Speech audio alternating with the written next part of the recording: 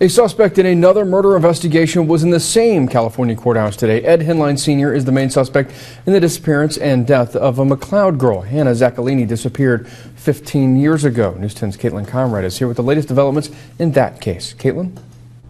Rick, Ed Henline's appearance in court today was short, but he did have an interesting request. When Ed Henline was brought before the judge Friday, his attorneys made a motion for his release. It was denied. Siskiyou County District Attorney Kirk Andrews says releasing a murder suspect was something the court didn't think was right. It's not going to happen. On this record, he didn't feel like that was an appropriate thing to do. And I think the judge was right about that.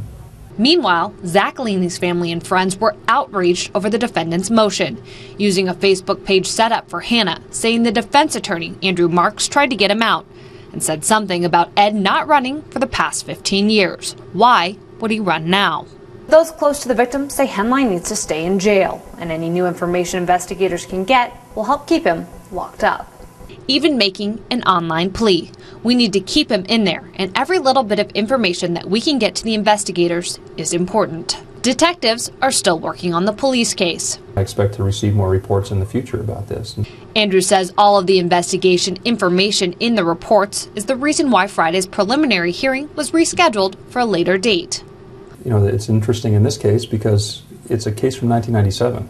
So we literally have reports for almost every year. Henline's lawyers argued they haven't had enough time to review the police reports.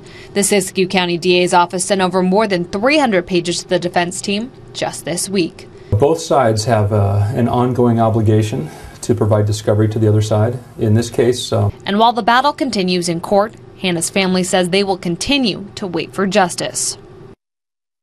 Henline isn't expected back in court again until March. Covering your news, Caitlin Conrad, News 10.